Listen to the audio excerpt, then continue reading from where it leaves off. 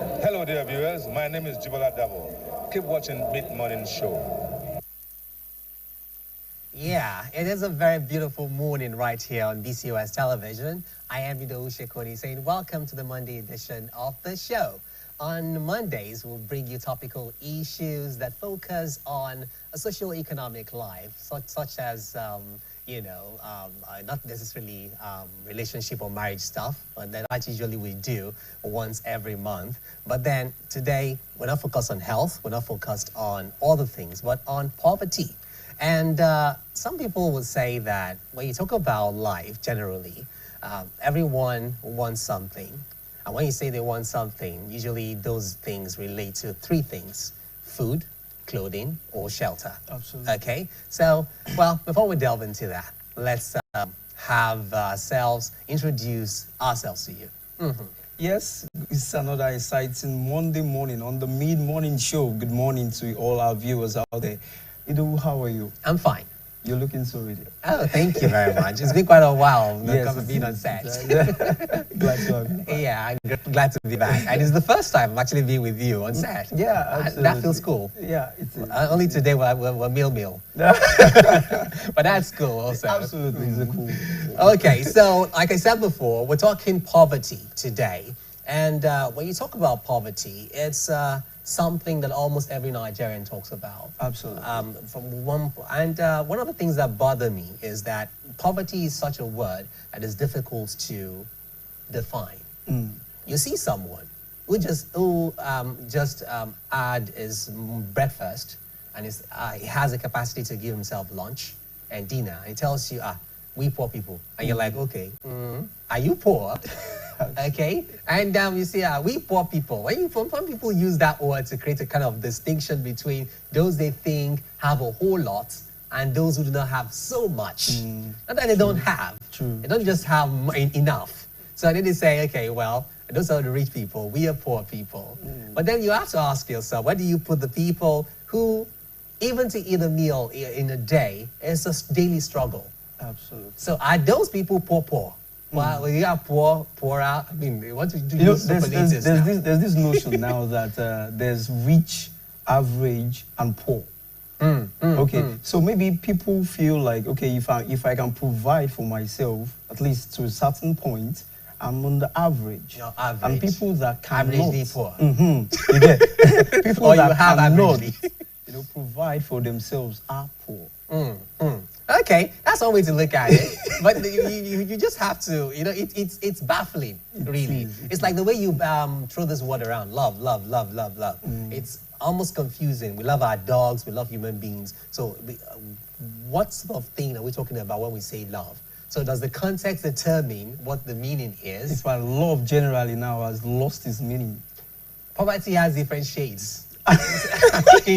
So it will seem right Absolutely. now. Okay, so but today, I mean, by the time we're done, we'll have no, reservation whatsoever as to what the word should mean. Absolutely. And we are linking this to the UN goal, the development goal, Sustainable Development Goal #1, which is no poverty. No poverty. I always think, is there a possibility that we'll get to a place one day where we say there's no poverty? Let's just, it's something we can hope for because generally now I feel poverty is not only in Nigeria, because so many people think that this poverty we are talking about, it's only affects people in this part of the world.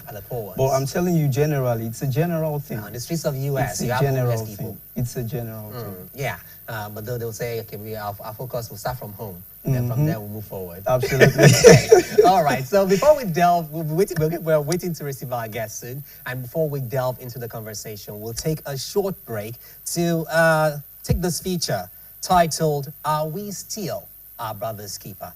Don't go anywhere.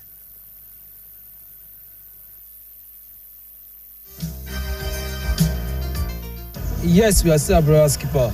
And I will give you an example why we are still a brother's keeper.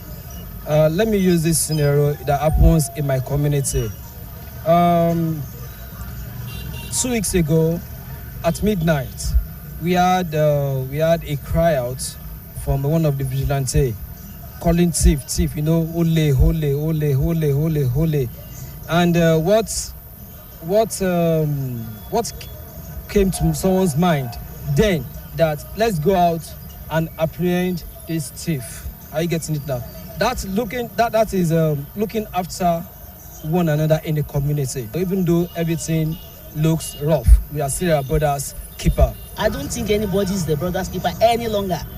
That one has been an old adage for a longer time. We are only hearing for ourselves, and that is the reason why corruption is still existing.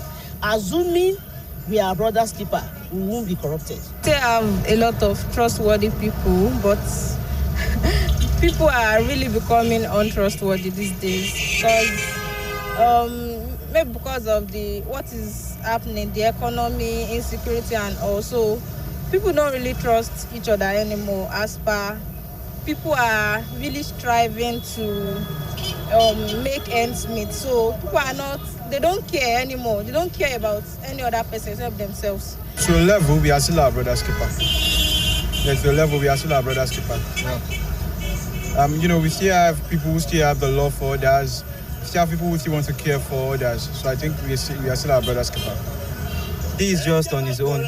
Everybody's just on his own in Nigeria now because of the situation of things in the country. Everybody's just after how he or she can be better. And nobody is taking care of the other at the expense of him or herself now.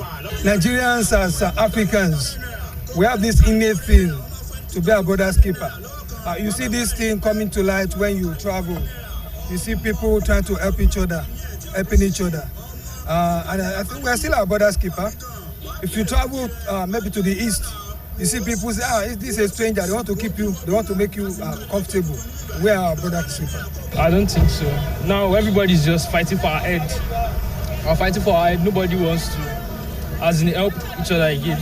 Because now we are on our own. Nigeria now, the security and everything too.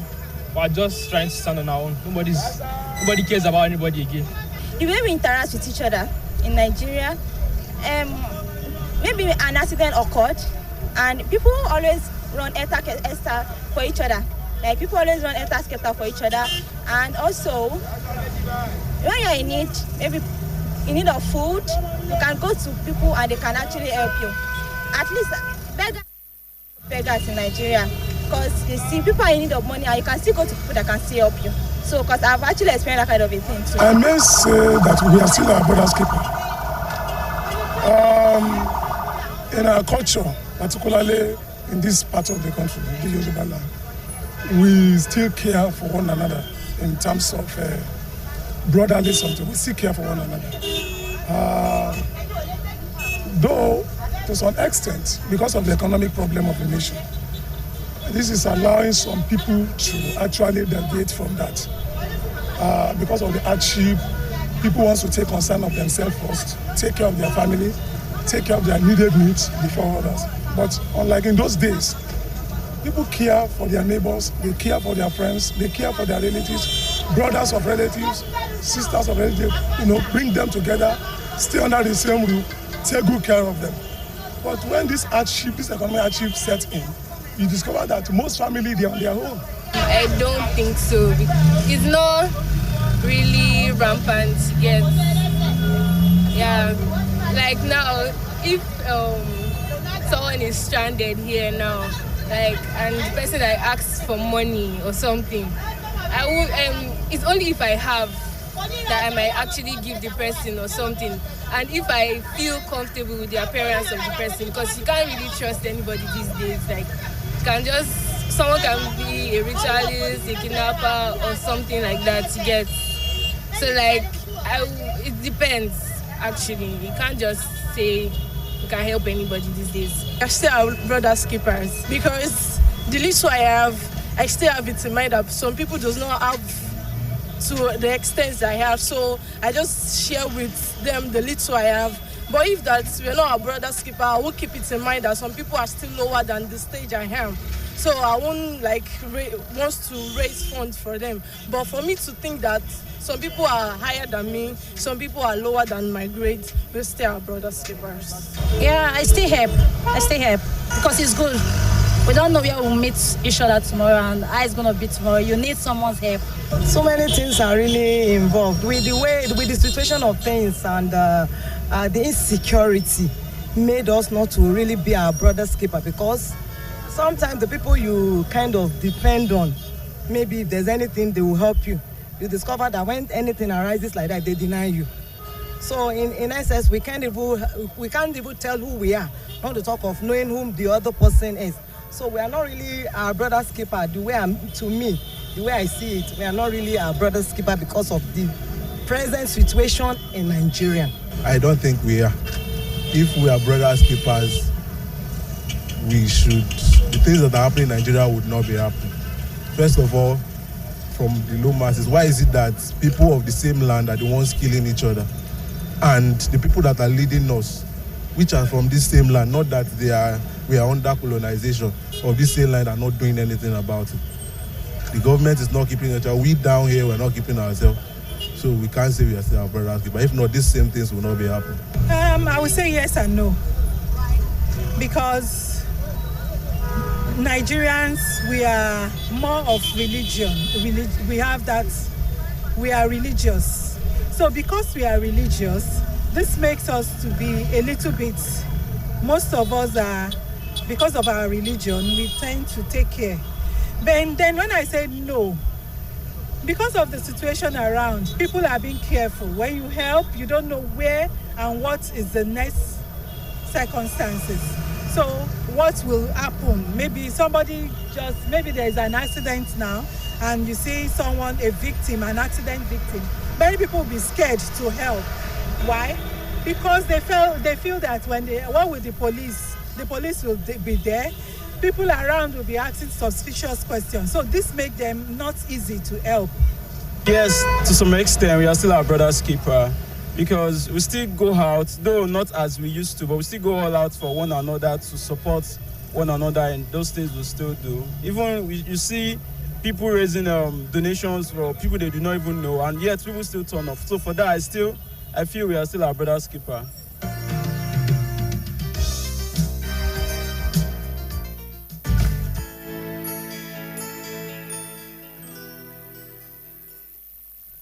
Interesting responses there. Really. I think it depends on who you ask.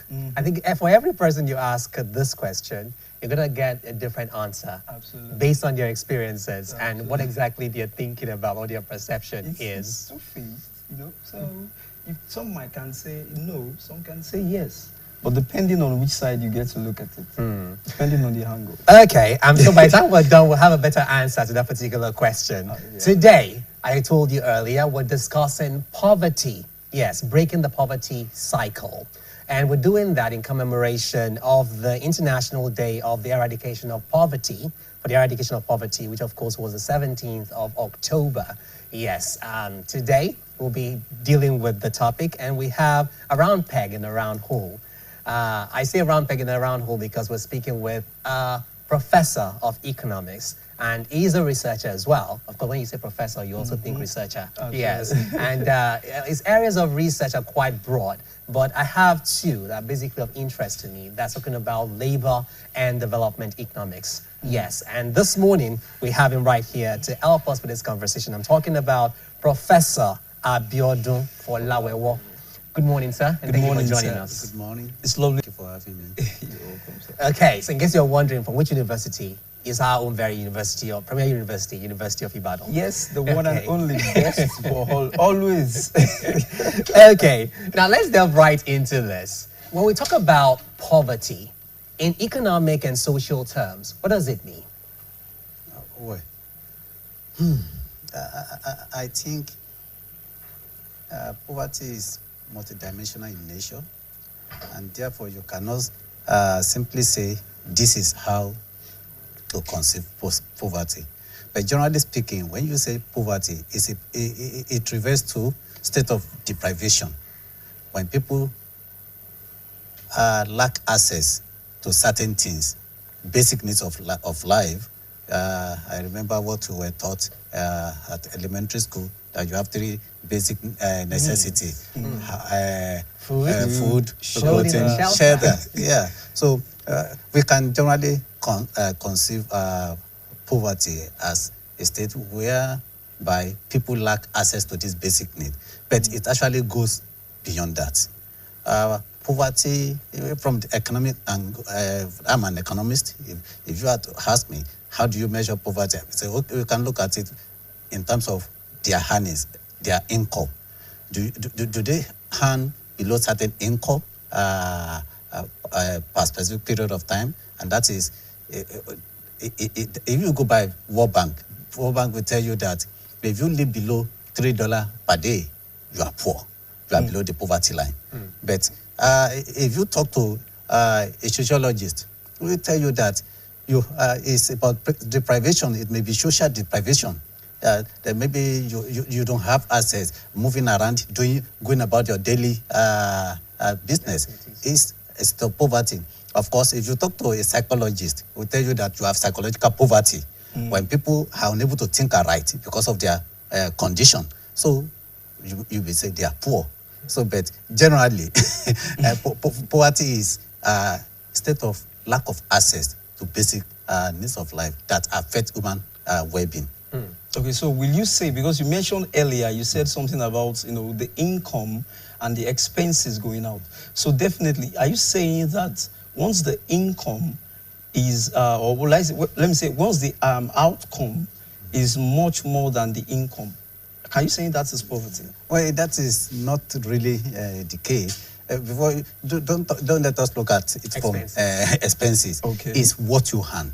Now, what you earn determines your expenses. So, and that is why when you are talking of income poverty, or which we call monetary poverty, you want to say if you earn below certain amount per day, or per year, or per month, then we say you are poor. Okay. As I said, the general definition is if you are below $3 per day. That's internationally, when you are looking at what in economics, there's what we call purchasing power parity. When you are comparing across different spaces, then you say you are poor. But in Nigeria, when you actually look at it, you may want to say that is international standard. In Nigeria, if you earn below $1.5 per day or $2 per day, you are poor. But the question is, even those people we regard as not poor, because there's nothing like rich. When you are talking of development, what you do is you say poor and non-poor. So because poverty is relative, and that's, you cannot say somebody is rich per se. You can say, okay, this person is is between middle income level or high income level, and the rest. So if you look at it from Nigeria angle, how many people actually earn above $1.5 per day? Because when you say $1.5, remember when you look at your exchange rate is about 1,500. So when you talk of $1, that's 1,500. Now by the time you have that again, so you are looking at that 2,000 something. Now by the time you now look at it, do you have people earning that per hour? Do you have people earning that? So, and that is why by the time you take the aggregate measure of people in terms of their relative income they earn, then you can simply say that these are the people living below the poverty line in the economy. Obviously, poverty is a complex topic to actually discuss from all you said, but I'll prefer we just stick with the one you gave, access. So it depends on whether or not you have access to the things that you need for sustenance or daily living. Now, if that's the case, do we blame that on an individual or the failure of a society? Well, usually it is difficult to blame an individual. Now you blame the society because one, whatever anybody gets depends on the opportunity you have in the society. Now, let's digress a bit. Let's leave the income. If I have a child that is supposed to be in school and is not in school because of insurgency or because of conflict, it is not the fault of that child or the parent. So you cannot blame when you are saying that that person is poor, because there's what we call multidimensional poverty index. Multidimensional poverty index is not only related to income. It talks about, do you have access to health? Do you have health facility? Do you have access to education? Do you have access to so many things? Do you have access to pipe-borne water? Do you have access to what do you call it? Normal data and the rest. No, even we even go to the extent of measuring what sort of toilet facility people are using. So when you look at it, when you look at it from that multidimensional angle, you discover that it is not really based on individual capacity. It is the society that will build people's capacity. If you have a situation whereby the society provides opportunity for people, everybody has access to good education, everybody has access to good care services, then you discover that their well-being will be raised. So it's now left, when you have that type of society and some people are still poor, then you can say it is, we can blame it on individual. But generally speaking, when you talk of poverty, and that is why before you talk of the individual, let's look at the society, and that's why at the end of the day people will zero on government. Do you understand? Does the society provide this enabling environment? Does the society provide opportunity for people to have access to this basic necessity of life? So that is why it is more of the societal issue rather than the individual issue. But there are those who think that poverty is generational. Especially in our climate, where a lot of superstitions come in. People will tell you, he's poor because his father was poor. So if you look at rich people, they like to keep the whole thing inside in the family. So that's why rich people prefer their children getting married to rich people. So some believe that, in fact, a whole lot of people believe that poverty is generational. How true is that? Well, I don't belong to that school of thought. Because do you say because somebody is sick, then the entire people coming after him in that generation, in that cohort, must be sick? No. So, of course, there must be deliberate effort to break from that cycle. So you should say because the forefathers are poor, then the children should be poor. That's not true. For instance, I can give you an example. Those people that give birth to me, that trained me, they didn't have the type of education you had access to. So why didn't I say that? Because they didn't go to school. So that's I said, no, it's not true. That I belong to a poor farmer household doesn't mean that I have to end up being a poor farmer. That's not true. That's not. So what do you call it now? This generational something, I think it's more of a myth than reality. So do you think generally speaking, do you think poverty is more of a mental or a mentality thing? It's not. It's not. Again, if you going by what I said at the beginning, it's not mentality something. It reflects the general situation of the society. And that's why I said, again, people will come down to say that, what is the government doing? Because it's like governance issue. The sort of person who believes that you should just leech off other people. You might just remain in a poor state because of the way you think. Isn't that not mental? Well, again, let me paint a scenario here to you. Growing up, I remember growing up when you are in the elementary school, which we call the primary school, and then you move to high school and the rest.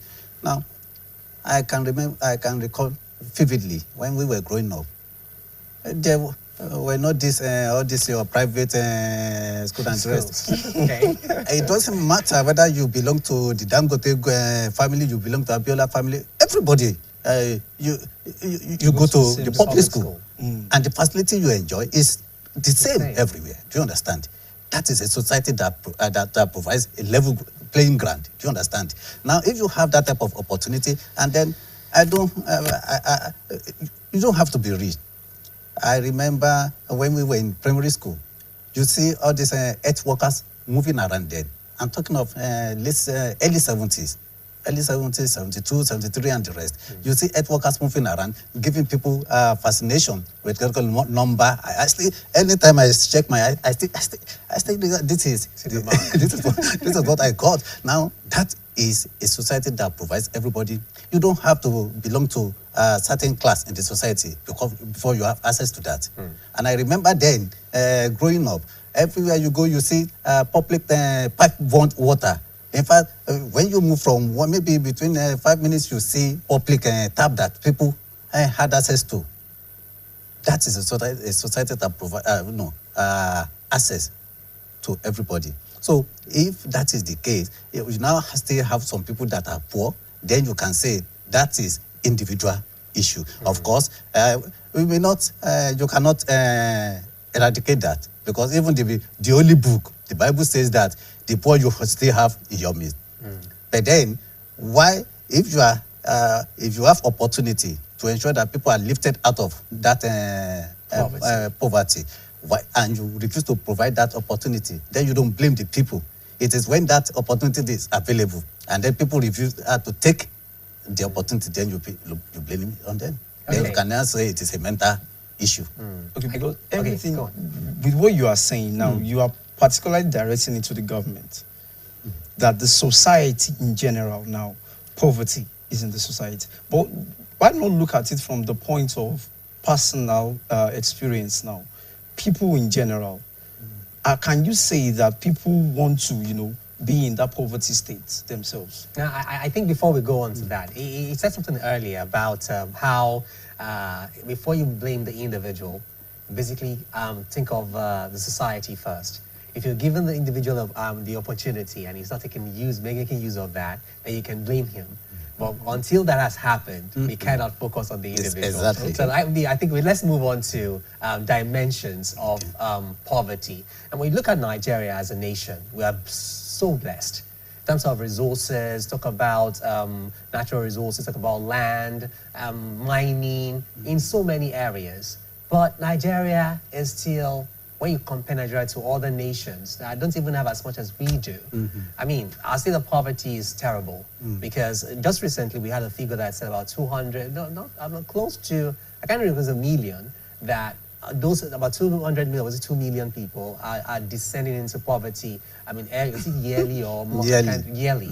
So that's really, it's a staggering figure. So why is Nigeria poor in spite of all these blessings? Okay. Now, again, one thing is for you to have resources.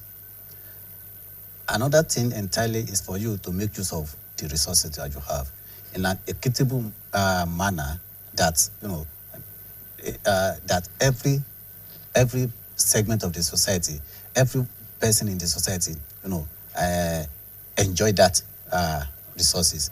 Now, Nigeria has oil. No doubt about that. Nigeria has several other mineral resources, and that will take me back to the issue of society providing opportunity. Now, in most cases, if not in all cases, these resources, they don't belong to individual. Even if it is in your backyard, it doesn't belong to you.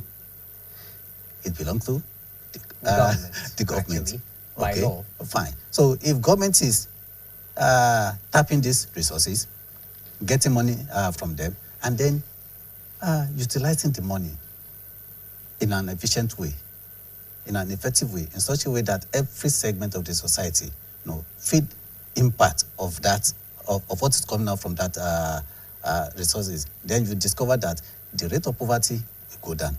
And I give you an example. Now, if you look at the recently released statement by World Bank, you see the dichotomy.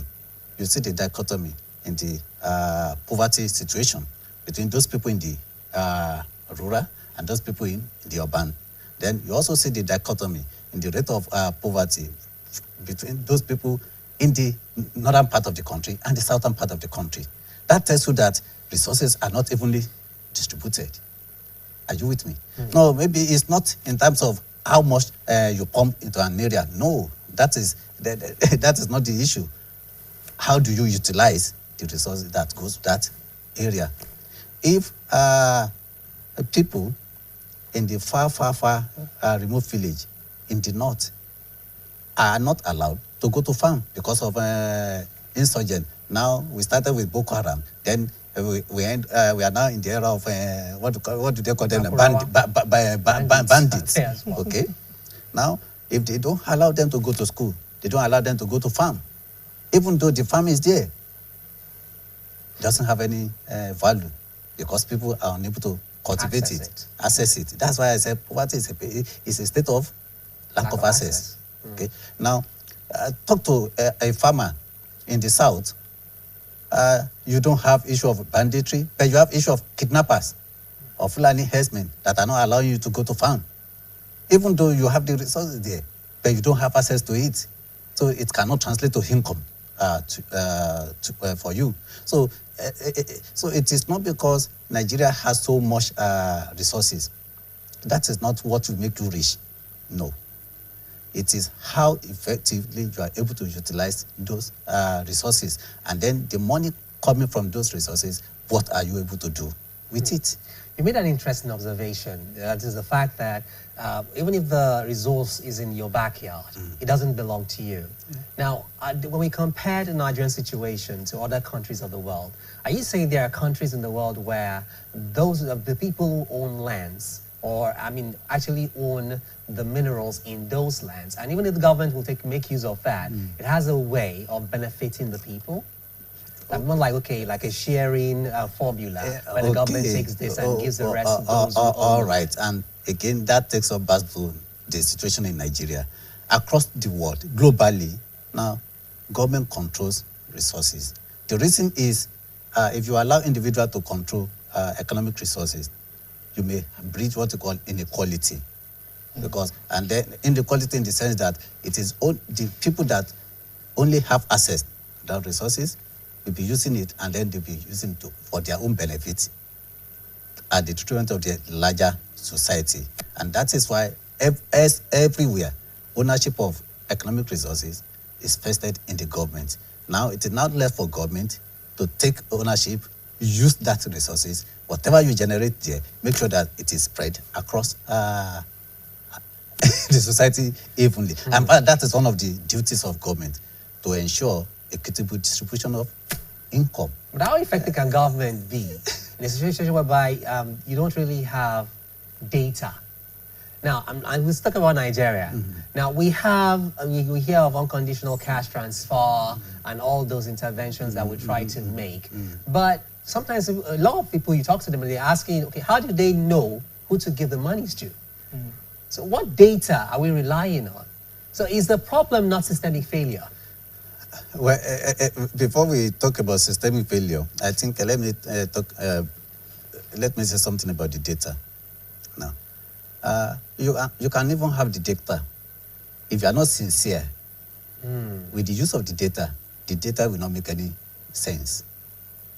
If you politicize the use of the data will not make any sense. Nigeria has what we call roster of the vulnerable now, and every now and then this roster is being revised. Okay.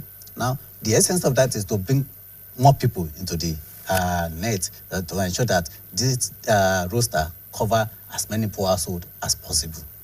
Fine, but then when it comes to the issue of using this data, to provide social safety net, what you are talking about is what we call social safety net. To provide social safety net for people, how effectively are you utilizing the data? One thing is that your data may not be comprehensive enough, but the little that the data captures, are you utilizing it effectively? Now, it is when it comes to constitutional transfer, you now discover that somebody that is that cannot send his or her word to school at your backyard, the person will tell you that for the past 5 years, I've never received any kobo as conditional cash transfer. Then you ask yourself, but the government has this data. Now, if you dig deep and deep, you discover that this person may not have access or may not belong to the ruling class. so yes, we don't have the adequate data, but the little data we have, how are we utilizing it? So that's why I said before we even talk of you not having enough data, the little you have, what have you done with it? And okay, there is an extent to which you can provide social safety net. Social safety net is not it can never solve poverty on permanent basis. It's usually for what we call short-term something. It's like we call it ad hoc. So it's ad hoc in nature. It's ad hoc in nature. If you really want to deal with poverty, you go beyond the issue of this conditional cash transfers. Then you cannot talk of the real data. Do you have in Ibadan? Let's talk. How many households do you have in Ibadan? Of this household, how many of them belong to the poor segment? And of course, you must have a yardstick for measuring the poor. That if in the entire household, your income is below certain amount, then we regard you as poor. But then, all of us, we are living the witness. Look at what happened during the COVID-19. When people say that they are distributing palliative and the rest, they go, how many people got it? And then people will tell you that, yeah, we are able to go to the house. That's not true. It's not. One thing is the issue with the data. Another thing is administration of all these measures. Even if you have the right data and you politicize it and you are not using the data effectively, you are not going to get any results. In essence, corruption is a factor here. Well, definitely. Okay, so besides the economic situation in the country, I want to look at families, because one of the things people talk about in terms of when you talk about poverty is the fact that in those days, life was communal.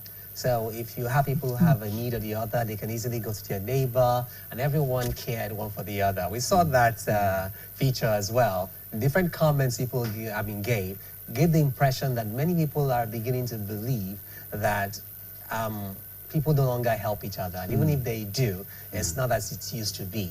So if that is the reality we are faced with right now, is the society, our families, family units, weak family structures also culpable in this situation?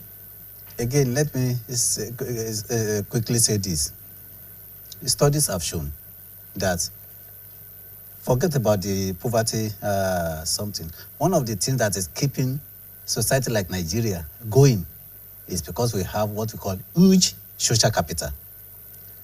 What you people refer to as this, you're caring for each other and the rest, it's what we call social capital. Now, when you go to the European countries, America and the rest, you see high rate of suicide. You see high rate of murder and the rest because they lack social capital. But in Africa and especially in Nigeria, we have high level of social capital. So people still believe in be your brother's keeper, people. But you see, the extent to which you can help depends on your own capacity. You may have empathy, you may have compassion, you may have the urge to help. But when you yourself, you are helpless. An helpless person cannot help any person. So that's the situation. And that's why I still want to believe that in Nigeria, people still have that compassion. We still believe in helping one another. But the problem is the society itself has imposed great pressure on people to the extent that Yoruba will say, "Tinoba Joni to ba Jomeni."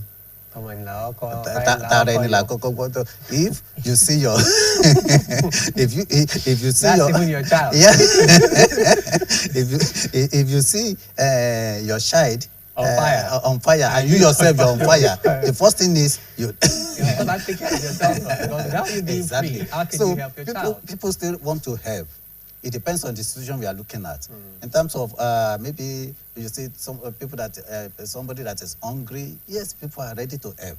But there are certain situations that people may not really want to help because of the society, because we have that moral something is no longer there. We have lost so much value. So that when I see somebody, I'm driving by in the rain, and I see somebody waving me down, the first thing that will come to my mind is, you can help this person. But at the second thought, do you know what he's carrying?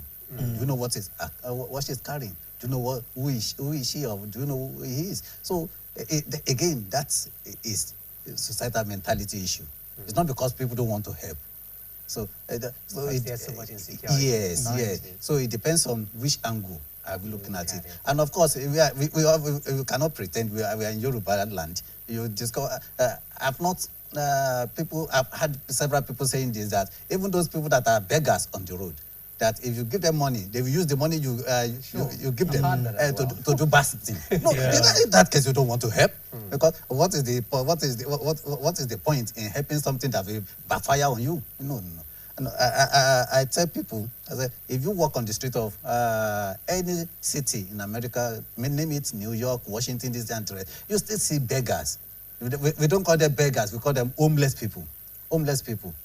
Street people. They have to give me a dime. Just like give me a penny, give me a dime is like a 10 kobo. Give me a dime. If you give them, they will not say God bless you, they will say God bless America. Why? I'm the one that gave you money. Why not God bless me? Why are you blessing America? They believe because the society has made you. The society provides the opportunity for you, and that's why you're able to make the money. So let the society continue to be blessed, so that you continue to make money and I continue to get my own share.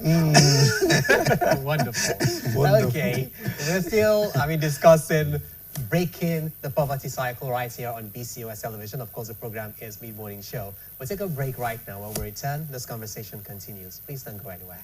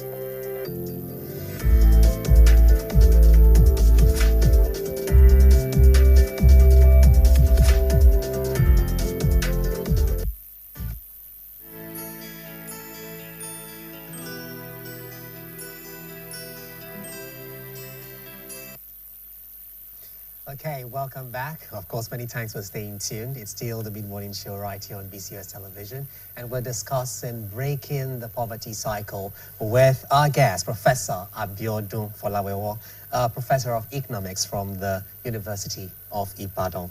All right, we said quite a lot. Now let's go to the remedy. What are the remedies for poverty in Nigeria? It's like somebody asking an obvious question. There's nothing you want to say that is new. No.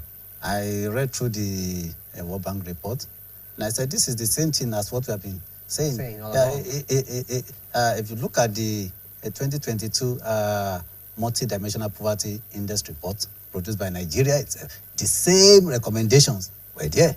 So there's nothing new.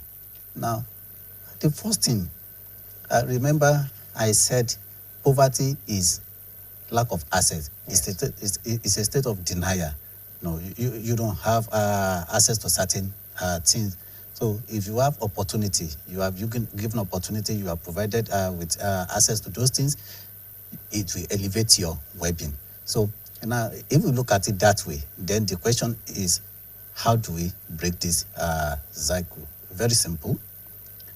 The first thing is we must recognize that this poverty issue is a problem.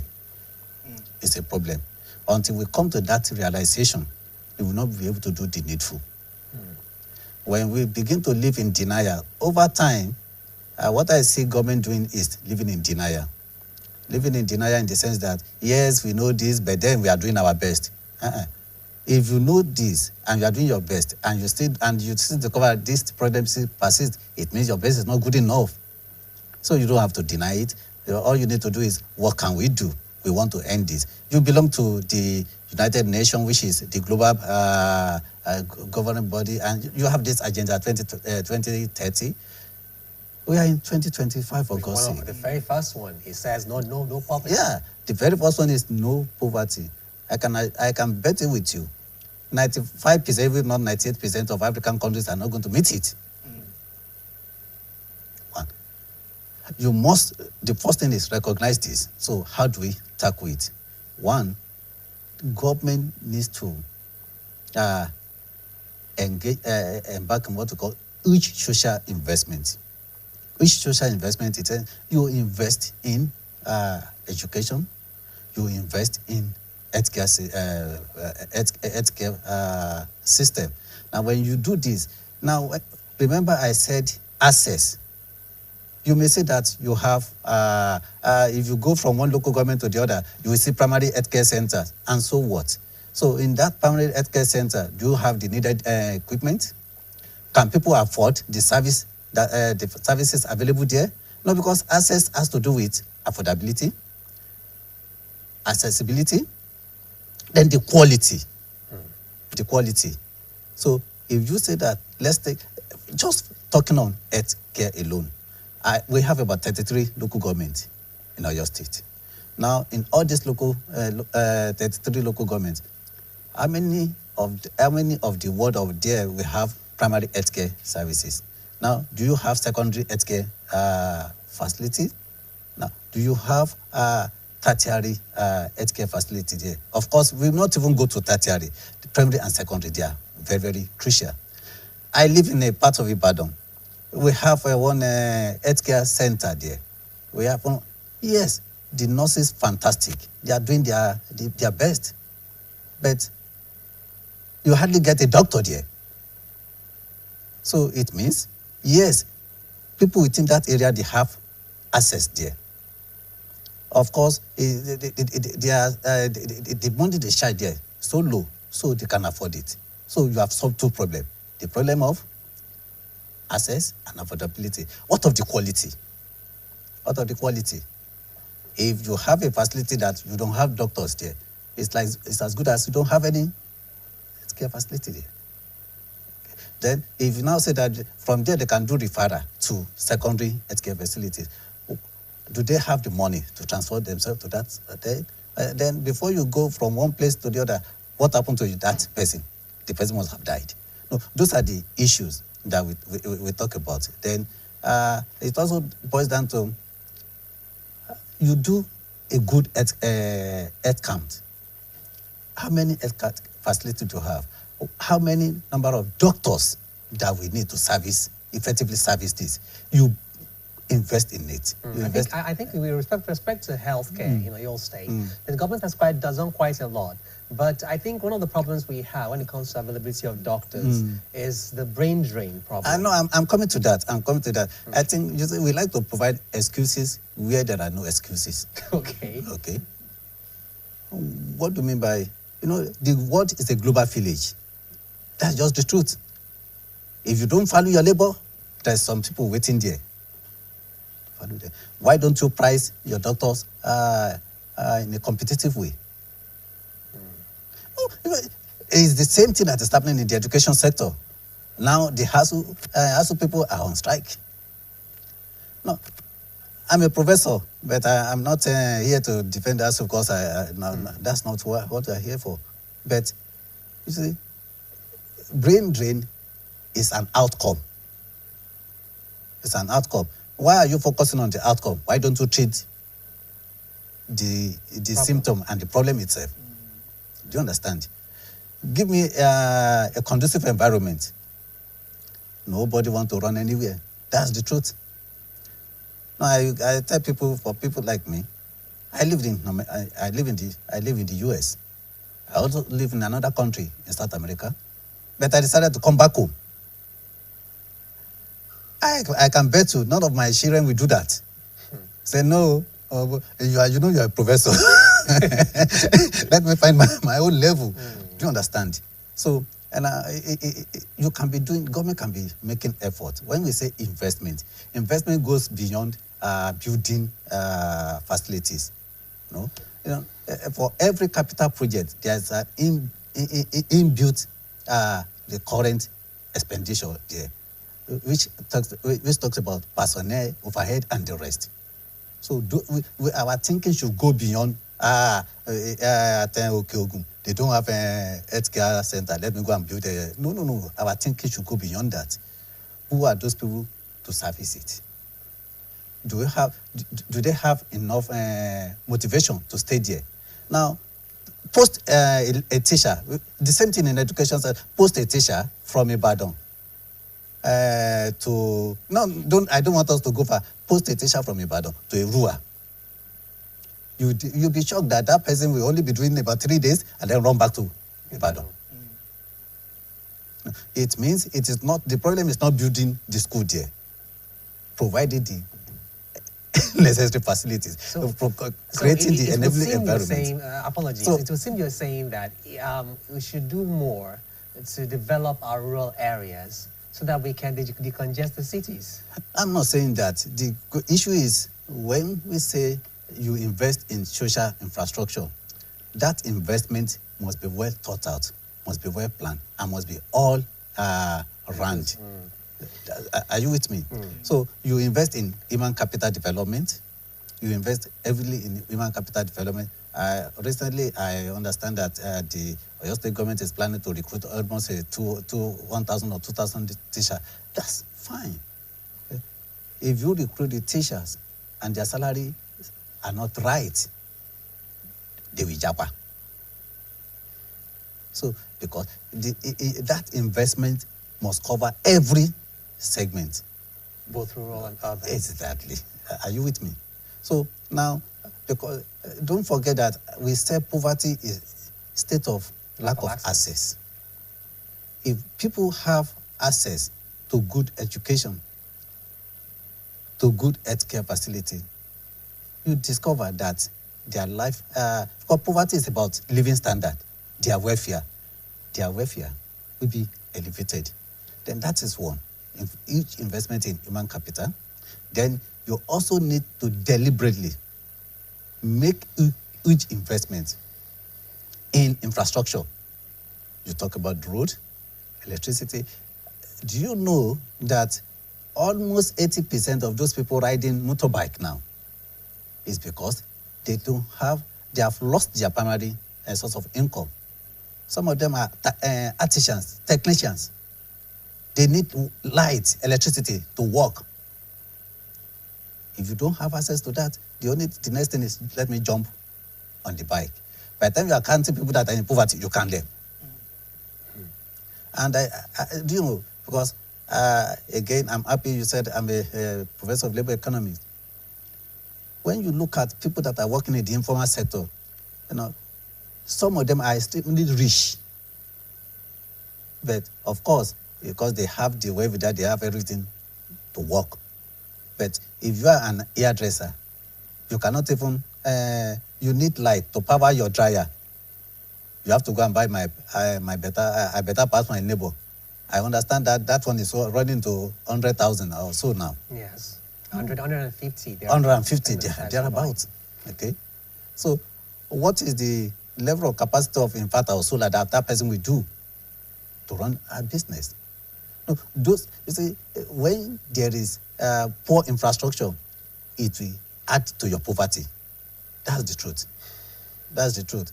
Now, if I have good access to, I remember in the days of D-Free, all of us, D-Free, I don't know, I cannot record the full meaning of D-Free now. A rural electrification project.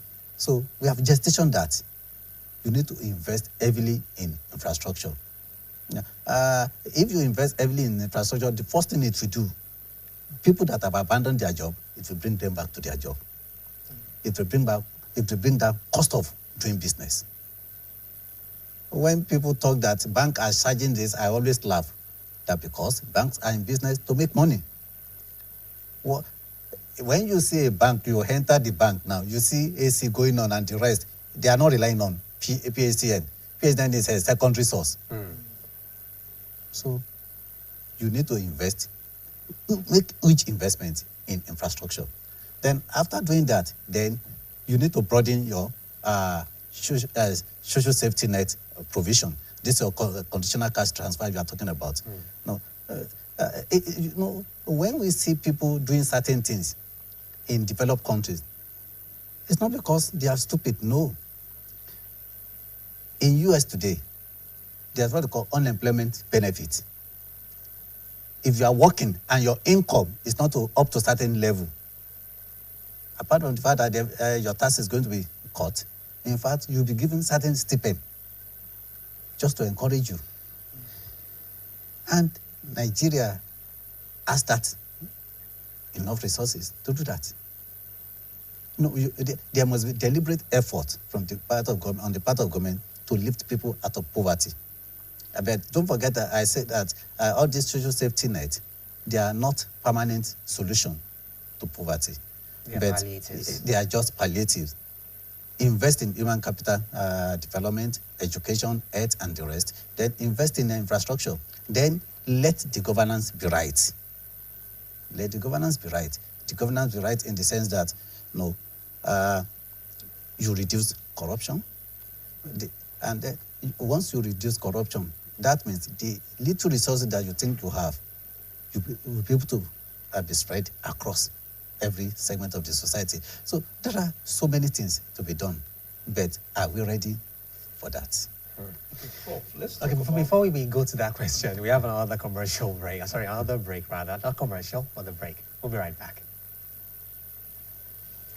Yeah, they've actually showed us that they were on this seat.